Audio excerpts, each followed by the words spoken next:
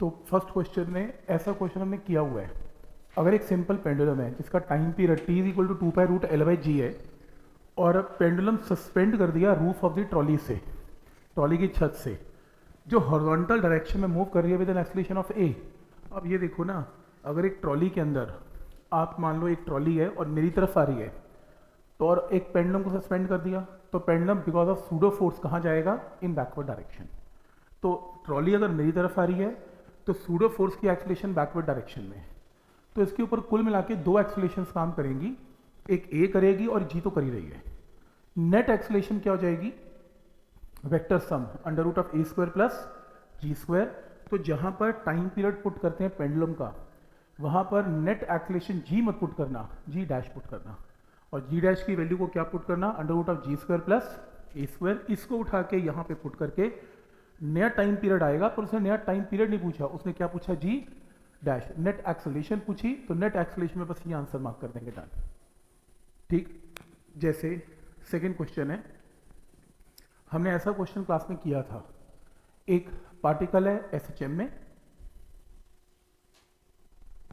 एक पार्टिकल है एसएचएम में जिसका टाइम पीरियड T1 पता है 3 सेकेंड है, एंड उसके ऊपर एक फोर्स लग रही है और उसका टाइम पीरियड 4 सेकेंड हो जाती है अगर मान लो उसके ऊपर फोर्स लगती है F2।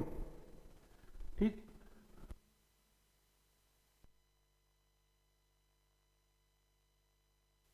पीरियड पहले T1 है, टाइम पीरियड T2 है। अगर कॉम्बिनेशन में फोर्स लगती है, याद करो ऐसा हमने बुकलेट में क्वेश्चन किया था, अगर कॉम्बिनेशन में फोर्स लगती है तो नया टाइम पीरियड क्या होगा? मैंने ये फॉर्मूला आपको कहा था, याद कर लेना। 1/T² is 1/T1² plus 1/T2²। कैसे किया था इसको प्रूव? अगर आप भूल भी जाते हैं, चलो आपको नहीं याद रहा कोई बात नहीं, तो जो नेट फोर्स है मैंने ऐसे करवाया था, वो F1 प्लस F2 के इक्वल हो जाएगा। और जो फोर्स होती है वो क्या होती है? m⍵1² m⍵2² और यहाँ पर m⍵2y। तो ये सारी टर्म्स आपस में कैंसिल की गई थी और मेरे पास जो रिजल्ट आया था वो ऐसा रिजल्ट आया था। ओमेगा क्या होता है? 2 पाई/T। तो आपको याद होगा इसके अंदर बुकलेट के अंदर ऐसा सेम क्वेश्चन किया था और मैंने कहा भी था इसका फॉर्मूला ही नोट कर लेना, बस ये बहुत बार पेपर में आता है। तो 1/T², 1/T1², 1/T2²। क्योंकि तुम्हें T1 T2 पता है, तो यहाँ से आप कॉम्बिनेशन में किसकी वैल्यू निकाल सकते हो? T की वैल्यू निकाल सकते हो। तो जिन क्वेश्चन में ये कॉन्सेप्ट यूज होता है कॉम्बिनेशन ऑफ फोर्सेस, कि पहले F1 फोर्स में टाइम पीरियड T1 है, F2 फोर्स में टाइम पीरियड T2 है, कॉम्बिनेशन फोर्स में टाइम पीरियड T है, तो ये फॉर्मूला डायरेक्ट लगा देना, 1/T² इज 1/T1², 1/T2²। अब डायरेक्ट लगाना, आपका आंसर आएगा इसमें।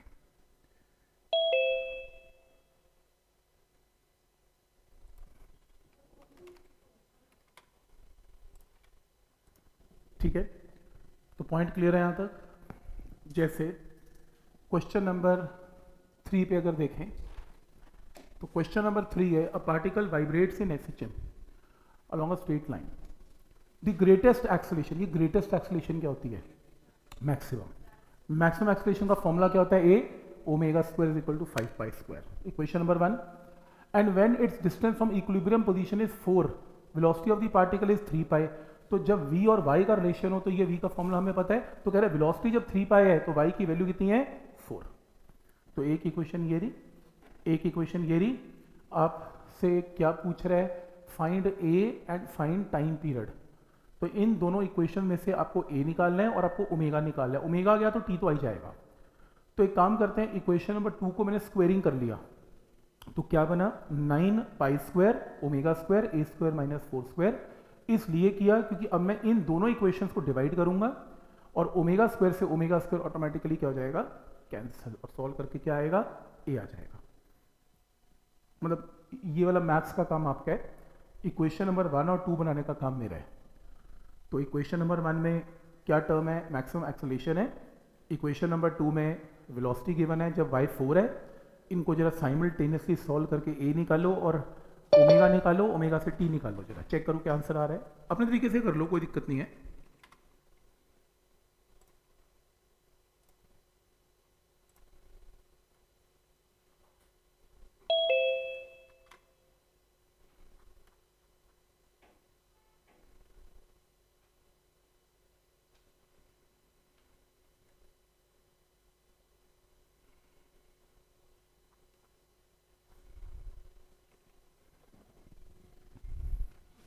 ठीक, चेक करो इक्वेशन नंबर 1 एंड 2 से खुद सॉल्व करो और देखो आंसर आ रहा है, इसमें भी ऑप्शन आएगा।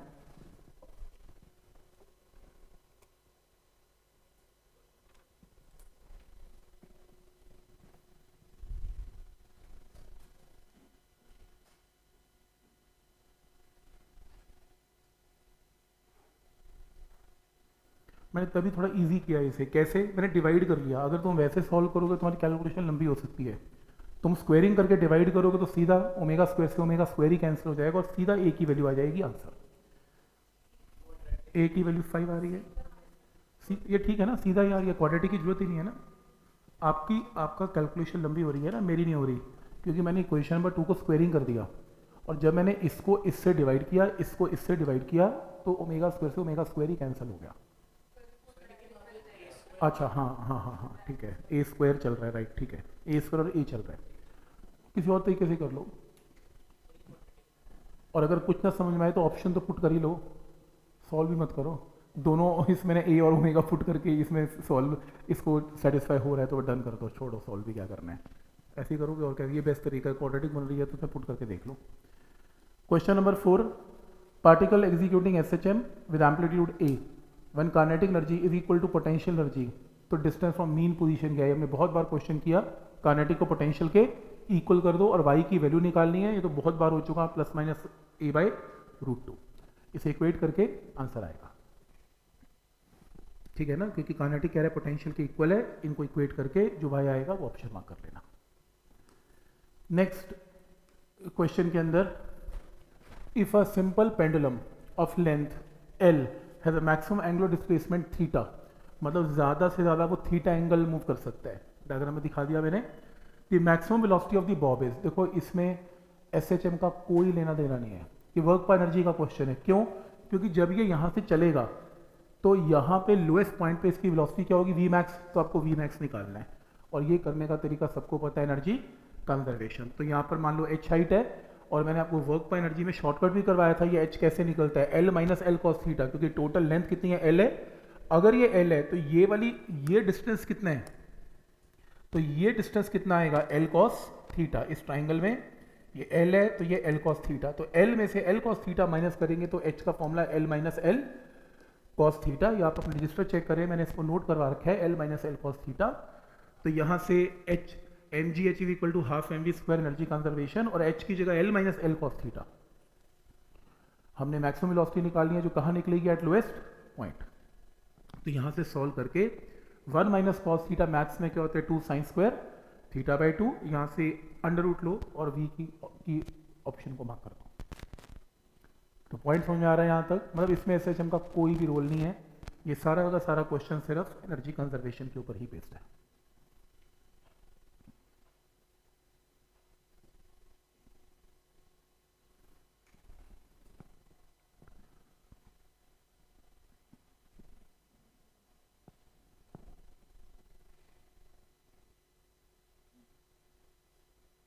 ठीक है, देखो ये मेन स्टेप है, इसके बाद तो देखो मैथ्स है, इसकी जगह तो मतलब ऑप्शन तो दिख ही रहा है ना, 2 sine square theta by 2 sine root लोगे तो साइन थीटा बाई 2 का आंसर में आने ही वाला है। तो साइन थीटा बाई 2 का ये ऑप्शन नहीं, ये ऑप्शन नहीं, ऑप्शन तो सॉल्व क्या कर रहे हो, हाथ हो गया अभी ऑप्शन, सॉल्व भी करने की जरूरत नहीं है, ऑप्शन हाथ हो गया थीटा बाई 2 में, एक ही तो ऑप्शन है। नेक्स्ट है, maximum speed of the particle is 1 और maximum acceleration is given, time period क्या है, ऐसा क्वेश्चन किया हुआ है हमने एनसीईआरटी में किया था, कि जिसमें मैक्सिमम वेलोसिटी 1 है, मैक्सिमम वेलोसिटी क्या होती है, ए ओमेगा, मैक्सिमम एक्सीलरेशन कितनी है 1.57, तो फॉर्मूला क्या है, ए ओमेगा स्क्वायर। तो इन्हें साइमल्टेनियसली सॉल्व, कहाँ डिवाइड कर लेना, तो सॉल्व करके आपके पास ओमेगा और ए दोनों आ जाएंगे। तो मेथड क्लियर है कि क्या लॉजिक है इसमें, कैसे करना है इसे, ठीक है। जैसे क्वेश्चन है 7th में, डिस्प्लेसमेंट इसके इक्वल है, एम्पलीट्यूड बताओ, तो मैंने ये शॉर्टकट करवा रखा है, साइन ऑफ ये अंदर का एंगल और कॉस ऑफ अंदर का एंगल सेम है, तो क्या शॉर्टकट था, साइन के कोफिशिएंट का स्क्वायर और कॉस के कोफिशिएंट का स्क्वायर का अंडर रूट, ये आंसर है, ठीक है, ये हमने किया हुआ है, आंसर 5 आएगा। नेक्स्ट, ये क्वेश्चन हमने क्लास में कर लिया था, जिसमें आपको याद होगा कि एक स्प्रिंग है और एक स्ट्रिंग है, मैंने करवाया था लास्ट लेक्चर में, पढ़ के देखो एक बार। कह रहा है एक मेटालिक रॉड है जिसकी लेंथ L है, other end is tied to a massless spring of constant K. Mass M hangs freely from the free of the spring. Area cross section A और Young modulus Y है. If mass is slightly pulled down and released, it will oscillate with the time period T is equal to what? देखो ना, एक spring है और एक length L है जिसका यंग मॉडुलस Y है, और मैंने आपको शॉर्टकट करवाया था, आप Y की फॉर्म में क्या निकालोगे? Spring constant. याद है, हमने बुकलेट में किया भी था। तो एक स्प्रिंग कांस्टेंट हो गया और एक यंग मॉडुलस की फॉर्म में स्प्रिंग कांस्टेंट हो गया, और ये दोनों किस में कनेक्टेड है? सीरीज में, एक के बाद एक। और अगर ये सीरीज में कनेक्टेड है तो इक्विवेलेंट स्प्रिंग कांस्टेंट क्या होता है? K1 K2 by K1 plus K2। तो यहाँ पे टाइम पीरियड में T is equal to 2 pi root M by K S. तो जो भी K1 की जगह K पुट करना, K2 की जगह वाई ए बाई पुट करना, जो भी आंसर आएगा उसको इसके डिनोमिनेटर में पुट करना, आपका जो भी आंसर आएगा मार्क कर लेना। तो पॉइंट समझ में आ रहा है यहाँ तक? वैसे सॉल्व भी करने की जरूरत क्या है? देखो ना, प्लस आ रहा है बीच में, तो कोई टर्म तो प्लस वाली टर्म आने वाली है, तो और तो किसमें है भी नहीं। तुम y को k में कैसे ऐड कर लोगे? तो वैसे ही दिख रहा है इसमें बी ऑप्शन है, सॉल्व भी क्या ही करना है। बस शक्लें देख के पता लग जाता है क्वेश्चन, जब बहुत प्रैक्टिस हो जाती है कि इसको करना क्या है, आंसर आ तो गया इसका। ठीक, पर बताना टीचर पॉइंट में चाहिए ये। ठीक, तो ये मत करना अभी। Question number 11।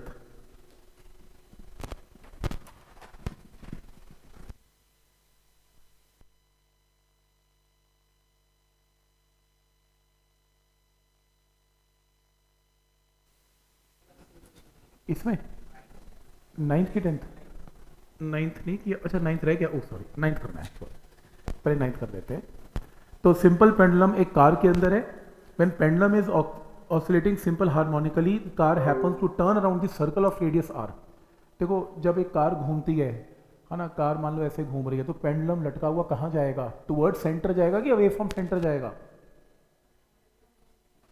हम कार में है, सोचो एक पेंडुलम तुमने टांग दिया और एक राउंड अबाउट पे चक्कर काट रहे हो, तो पेंडुलम कहाँ जाएगा? अवे कि टुवर्ड सेंटर? सूडो फोर्स की कार के पास सेंट्रिपिटल है, पेंडुलम तुम भी तो अवे गिरते हो। तुमने ये पढ़ा तो होगा कि पैसेंजर हमेशा अवे आउटवर्ड गिरते हैं, इनर्शिया ऑफ डायरेक्शन। तो इसमें क्या लगती है? सूडो फोर्स लगती है। तो इसमें आउटवर्ड लगेगी, तो इसमें कितनी लगेगी? जितनी सेंट्रीपिटल है उतनी सेंट्रीफ्यूगल एक्सेलरेशन है। तो ये ऐसा डायग्राम बनेगा। तो इसके अंदर नेट एक्सेलरेशन क्या बनेगी? Under root of G square plus V square by are का होल स्क्वायर। तो time period is equal to 2 pi root L by G dash.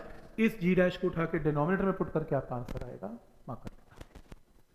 ठीक है, तो पॉइंट समझ में आ रहा है कि क्या लॉजिक है कि नया टाइम पीरियड की वैल्यू कैसे निकलेगी इसमें? तो इसका आंसर है सी। वैसे तो शक्ल से दिख ही रहा है, वी स्क्वायर बाई आर का स्क्वायर तो v raise to power 4 by r square ही बनेगा ना, तो सॉल्व भी क्यों करना, दिख ही रहा है। इतना विश्वास तो रखना पड़ेगा। ठीक है, नेक्स्ट नहीं करना। 11th में एक बॉडी है और वो SHM में स्ट्रेट लाइन MNOPQ ऐसे मूव कर रही है, कभी आगे कभी पीछे, कभी आगे कभी पीछे। तो ये O इसका मीन पॉइंट है और ये इसके एक्सट्रीम पॉइंट्स हैं। It's kinetic energy at N and P, 2 point है N और एक पॉइंट है P। वो कह रहा है यहाँ पे जो काइनेटिक एनर्जी है is 1/2 of the peak value at O। अब पीक वैल्यू ऑफ O का मतलब क्या होता है? O के ऊपर वो कह रहा है जो पीक वैल्यू है, कह रहा है जो kinetic energy at N and P is 1/2 of its peak value at O। Highest value maximum value होती है, तो V मैक्स हो गया। ठीक है, चलो आगे। If the time period is T, तो time taken to travel from N to P directly, N से लेके P तक कितना समय लगेगा ये बता दो। तुम बस ये काम करना, N पॉइंट और P पॉइंट ना इसमें इक्वी डिस्टेंट है, ये मेंशन नहीं है पर ये डायग्राम गिवन था पेपर में, मैंने बनाना भूल गया। तो N और P इक्वी डिस्टेंट दिखेगा तुम्हें। तो तुम सिर्फ मीन पोजीशन से P पॉइंट का टाइम निकाल दो, जो आंसर आएगा उसको डबल कर देना, आपका आंसर आ जाएगा। क्योंकि यहां से मीन से इधर जाना या मीन से इधर जाना टाइम सेम है, तो तुम ट्वाइस कर देना, आपका आंसर आ जाएगा। बस तुम्हें यहां से यहां जाने का समय निकालना है। तो अगर मैं तुम्हें y बता दूं, मैं अगर तुम्हें यहां से यहां आने का y बता दूं, तो तुम y is equal to a sine omega T में y की वैल्यू पुट करके टाइम निकाल लेना। अब तुम्हें y निकालने के लिए एनर्जी का कॉन्सेप्ट यूज करना है। तो देखो जरा इसमें एनर्जी का कॉन्सेप्ट क्या लगेगा। ये मैंने ना, मेरे को लगता है कि इसमें कुछ इक्वेशन सही नहीं बैठी इसमें। इस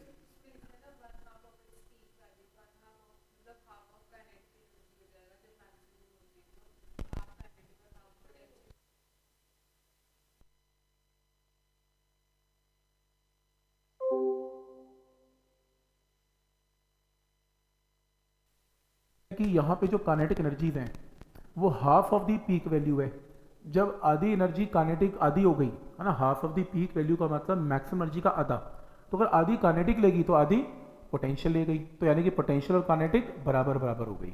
आधा आधा आधा आधा होने का मतलब 50% होने का मतलब काइनेटिक और पोटेंशियल बराबर है, क्योंकि टोटल एनर्जी किसकी बनी हुई है, काइनेटिक एंड पोटेंशियल। तो ठीक किया, काइनेटिक और पोटेंशियल को इक्वेट कर दिया और ए की वैल्यू आ गई, तो वाई की वैल्यू आ गई, सॉरी। तो ये मुझे पता लग गया कि ये वाई a/√2 है और ये वाई -a/√2 है। तो तुम O से P में y को पुट कर दो a/√2, a से a कैंसिल, साइन थीटा 1/√2 का मतलब 45 डिग्री का मतलब ओमेगा टी क्या आएगा, π/4। ओमेगा क्या होता है, 2π/T।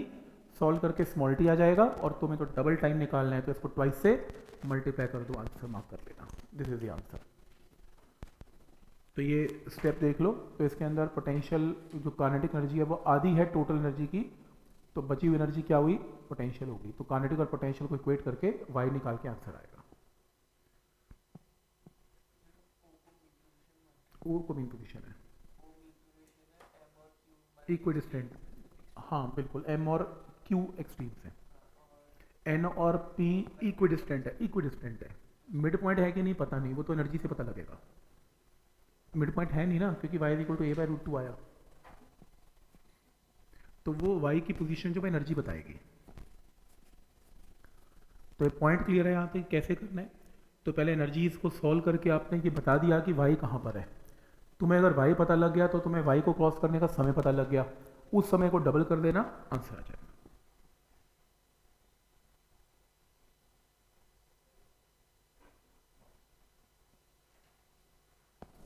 ठीक,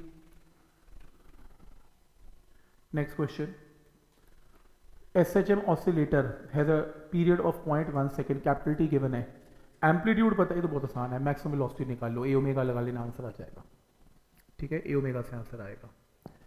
तो ए ओमेगा से आंसर है 15। कौन सा क्वेश्चन था ये, क्वेश्चन नंबर 13 में the potential energy of a particle executing SHM with amplitude A is maximum when displacement is A।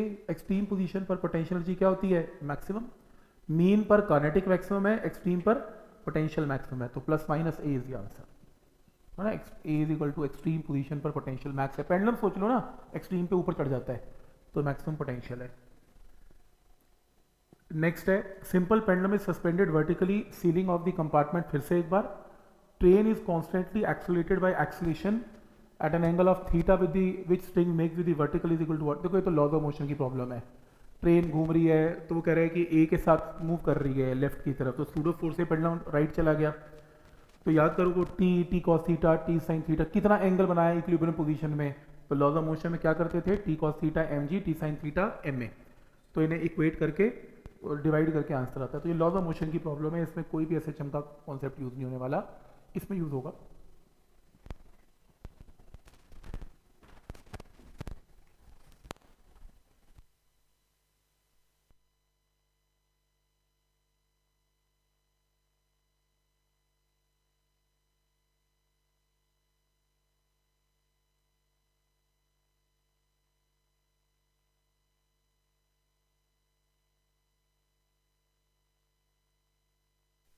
Pended to the spring of length and force constant k, frequency of the vibration is f1।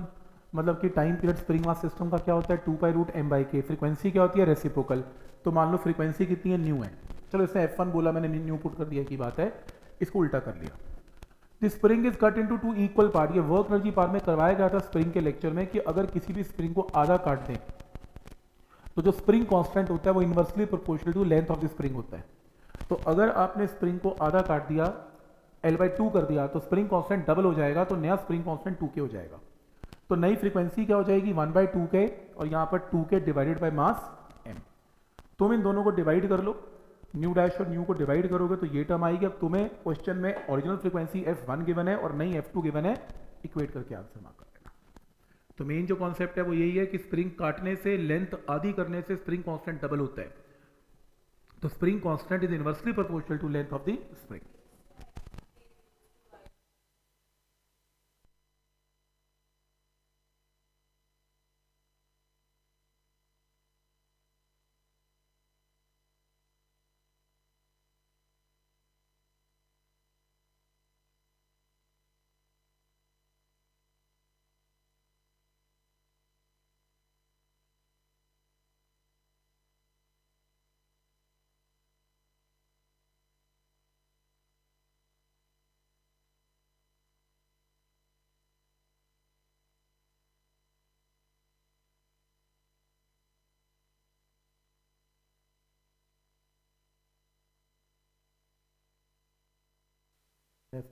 Next है,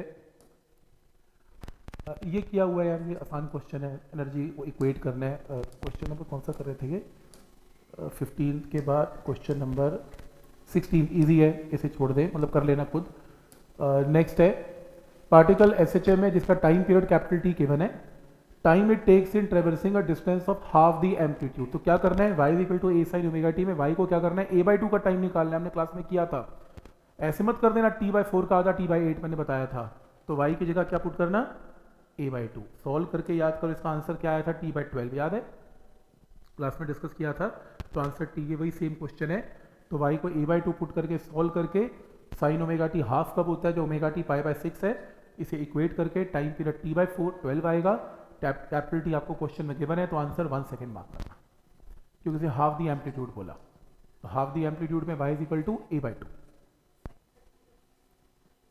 हाँ sign 30 π/6। Method समझ में आ रहा है कि क्या logic है इसमें, ठीक है। नेक्स्ट क्वेश्चन है कि a sphere of brass is suspended to a vertical spring and oscillate with the frequency of f। तो ठीक है, एक स्प्रिंग मास सिस्टम है और उसकी फ्रीक्वेंसी f है। तो टाइम पीरियड क्या है, 2π√m/k। कह रहा है इसको जी मैंने क्या किया, नॉन विस्कस लिक्विड में डुबो दिया जिसकी density 1/10 of the density of the brass थी। पूरे पेंडुलम में स्प्रिंग मास सिस्टम को पानी के अंदर ले गया या लिक्विड के अंदर ले गया जिसकी डेंसिटी डिफरेंट है। कह रहे अब मान लो नई फ्रीक्वेंसी क्या होगी, देखो होगा कुछ भी नहीं होगा, ना तो मास चेंज हो रहा है ना की, क्योंकि ये मास जो है वो लिक्विड की प्रॉपर्टी पे डिपेंडेंट तो है नहीं, डेंसिटी पे, और के भी डिपेंडेंट नहीं है। तो टाइम पीरियड या फ्रीक्वेंसी विल रिमेन सेम, कोई फर्क ना पड़ेगा। तुम कहीं भी ले जाओ इसे, स्प्रिंग मास सिस्टम का टाइम पीरियड में कोई फर्क नहीं पड़ता इसमें, ठीक।